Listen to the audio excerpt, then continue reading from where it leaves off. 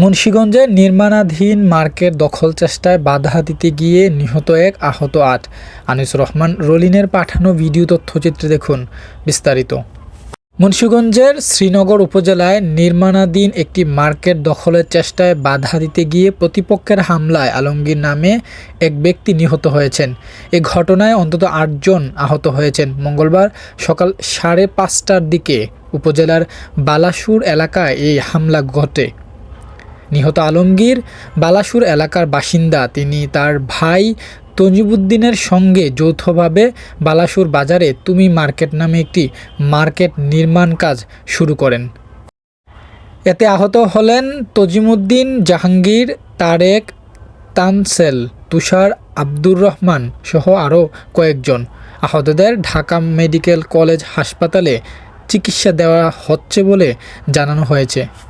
স্থানীয় সূত্র ও নিহতের পরিবারের অভিযোগ অনুযায়ী হান্নান হাজী গং, মানিক ডাকাত ও তাপস নামের একজন ব্যক্তি ওই জমিতে কিছু ওয়ারিশের মালিকানা রয়েছে দাবি করে আদালতে মামলা দায়ের করেন।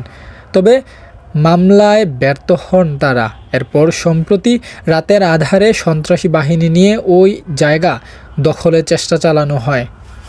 সর্বশেষ মঙ্গলবার সকালে পুনরায় দেশীয় অস্ত্রসহ সন্ত্রাসী বাহিনী নিয়ে নির্মাণাধীন মার্কেট দখলের চেষ্টা করলে আলমগীর বাধা দেন।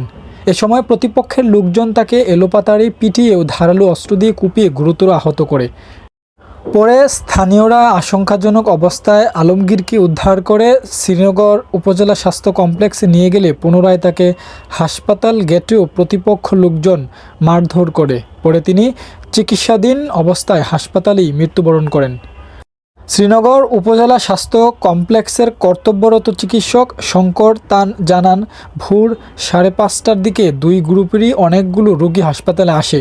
এ সময় আলমগীর নামে রোগীর অবস্থা খুব বেশি আশঙ্কাজনক হলে আমরা তাকে মিটফোর্ড রেফার করি। পরবর্তীতে মিটফোর্ড হাসপাতাল থেকে তাকে মৃত ঘোষণা করা হয়। শ্রীনগর থানার ভারপ্রাপ্ত কর্মকর্তা জুয়েল মিয়া বলেন, ঘটনাটি আমরা জানতে পেরেছি। জমি সংক্রান্ত বিরোধের জেরে এ হত্যাকাণ্ড সংঘটিত হয়েছে বলে প্রাথমিকভাবে ধারণা করা হচ্ছে। অভিযোগ পেয়েছি এবং অভিযুক্তদের গ্রেফতারের চেষ্টা চলছে।